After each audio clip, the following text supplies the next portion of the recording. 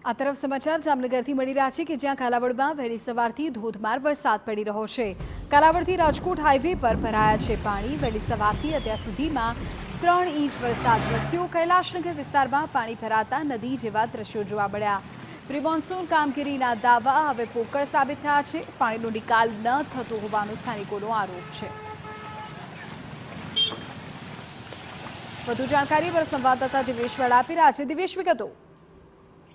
વિધિ, જામનગરના કાલાવડમાં છેલ્લા કેટલાક દિવસથી વરસાદી માહોલ છે। ગઈકાલથી પડેલા સતત વરસાદના કારણે જે નીચાણવાળા વિસ્તારો છે ત્યાં અનેક જગ્યાએ વરસાદી પાણી ભરાયા છે। ખાસ કરીને વાત કરીએ તો કાલાવડના કૈલાશનગર વિસ્તારમાં પાણી ભરાતા ત્યાં લોકોનું જનજીવનને અસર થઈ છે। જે નીચાણવાળા વિસ્તારો છે ત્યાં વરસાદી પાણી ફરી વળતા રસ્તા ઉપર પણ વાહન વ્યવહારને પણ અસર થઈ રહી છે। જોવા મળી રહ્યું છે કે માત્ર થોડા વરસાદ બાદ જ શહેરના અનેક વિસ્તારોમાં આ પ્રકારની સ્થિતિ જોવા મળી રહી છે। બિલકુલ દિવેશ, તો જે પ્રકારે પર સંવાદદાતા જાણકારી આપી રહ્યા છે કે આજે વહેલી સવારથી જ સતત વરસાદી માહોલ છે। કેટલાય વિસ્તારોમાં નદી જેવા દ્રશ્યો પણ સર્જાયા।